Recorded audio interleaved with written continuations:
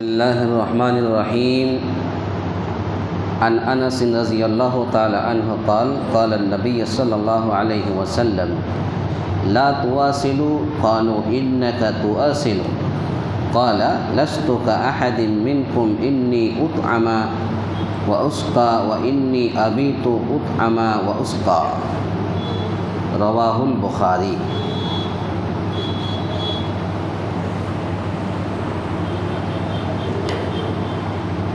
گزشتہ کل کے درس میں اور کئی دن سے لگاتار یہ باتیں چل رہی تھی کہ کن چیزوں سے روزہ نہیں ٹوٹتا۔ آج سے ہم بتائیں گے کہ کن چیزوں سے روزہ ٹوٹ جاتا ہے یا روزہ دار کے لیے حرام کام ہے۔ روزہ دار کے لیے وہ کام حرام ہے جو نہیں کرنا چاہیے۔ سب سے پہلی چیز روزے میں وصال کرنا۔ وصال کرنا کہتے کس کو ہیں؟ وصال سے مراد یہ ہے کہ آدمی ارادی طور پر 2 یا اس سے زیادہ دن تک روزہ افطار نہ کرنے اور مسلسل روزہ رکھنے، روزہ افطار نہ کرے اور مسلسل روزہ رکھے، نہ رات کو کچھ کھایا نہ سحری کے وقت کچھ کھائے، تو اسی کو کہتے ہیں وصال۔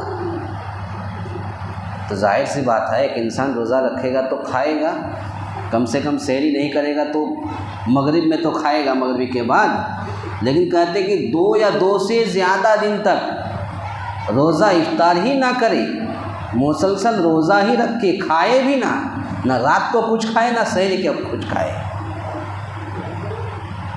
تو ایسا کون ہو سکتا ہے جو اس طریقے سے 2 دن 3 دن 4 دن تک بھوکے پیاسے رہے اور روزہ رہے گا؟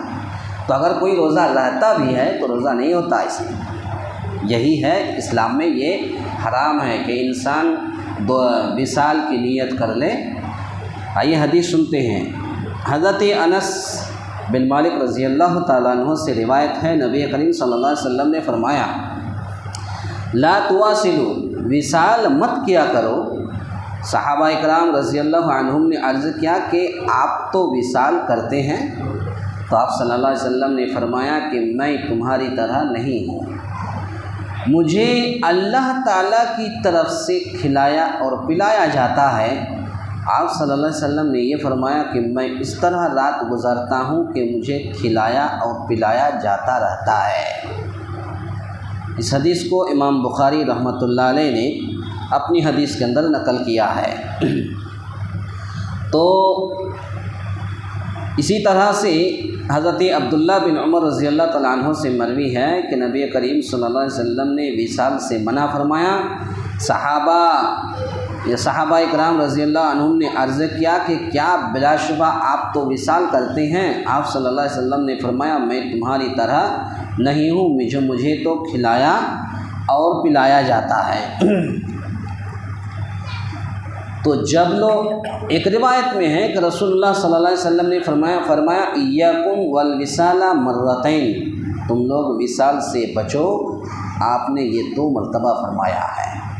تو نبی کریم صلی اللہ علیہ وسلم نے خود وصال کیا کرتے تھے، لیکن وہ آپ کے ساتھ خاص تھا۔ یہی چیز انسان اپنا لیتا، کیا نہیں تو اللہ کے نبی صلی اللہ علیہ وسلم نے وصال کیا۔ بھائی وصال کیا اللہ کے نبی نے، لیکن نبی کے لیے صرف خاص تھا، ہم اور آپ نہیں کر سکتے۔ ایسے ہی مثال جو لوگ قبرستان جاتے ہیں اور قبر میں پھول چڑھاتے ہیں، کیوں چڑھاتے معلوم ہے؟ وہ حدیث ہے کہ اللہ کے نبی صلی اللہ علیہ وسلم ایک مرتبہ 2 قبر کے پاس سے گزر رہے تھے تو 2 آدمی کو سخت عذاب دیا جا رہا تھا۔ ایک شخص پیشاب کے چھینٹے سے نہیں بچتا تھا جس کی وجہ سے عذاب ہو رہا تھا، اور ایک شخص اس دنیا میں رہ کر کے اپنے بھائی کی، بہن کی اور نہ جانے کس کی غیبت اور چغلخوری کیا کرتا تھا، دونوں کو سخت عذاب ہو رہا تھا۔ تو اللہ کے نبی صلی اللہ علیہ وسلم نے ایک کسی جھاڑ کی ڈال کو توڑ کر کے 2 قبر میں گاڑ دیا، اور اللہ کے نبی نے فرمایا کہ یہ ڈال جب تک ہری رہے گی تب تک عذاب نہیں ہوگا۔ تو جو لوگ تو اسی کو مد نظر رکھتے ہوئے اور اسی حدیث کی بنا پر لوگ ایک لمبے زمانے تک پھول چڑھاتے رہتے ہیں، مرے ہوئے کم سے کم کچھ نہیں 50 سال 100 سال ہو گیا اس پر بھی جو پھول چڑھاتے ہیں، تو یہ جو پھول چڑھاتے ہیں وہ کوئی فائدہ نہیں دے گا۔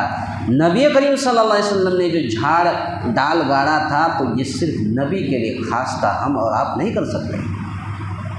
ٹھیک ایسے ہی وصال نبی کریم صلی اللہ علیہ وسلم نے کیا، لیکن یہ صرف نبی صلی اللہ علیہ وسلم کے لیے خاص تھا، ہمارے لیے نہیں ہے، اس لیے ہم وصال نہیں کریں گے۔ ایک روایت میں ہے کہ آپ صلی اللہ علیہ وسلم نے وصال سے منع فرماتے ہوئے کہا، انما یفعل ذلک النصارى، یہ عمل تو صرف عیسائی کرتے ہیں، یہ عمل تو صرف عیسائی کرتے ہیں۔ حافظ ابن حجر عسقلانی رحمۃ اللہ علیہ نے کہا ہے کہ انہوں نے وصال کو حرام قرار دیا ہے۔ تو پتہ یہ چلا کہ وصال کرنا روزہ دار کے لیے حرام ہے۔ نبی صلی اللہ علیہ وسلم نے وصال کیا ہے تو وہ نبی صلی اللہ علیہ وسلم کے لیے خاص تھا، وہ ہم اور آپ وصال نہیں کر سکتے۔ تو آج کے درس میں یہ بات معلوم ہوئی کہ روزہ دار کے لیے وصال کرنا حرام ہے۔ اللہ تعالیٰ سے دعا ہے یا الہ العالمین ہم تمام مسلمانوں کو کہنے سننے سے زیادہ نیک عمل کرنے کی توفیق عطا فرمائے، آمین۔ اقول قولی ھذا استغفر اللہ لی ولکم ولسائر المسلمین واستغفروہ انہ ھو الغفور الرحیم۔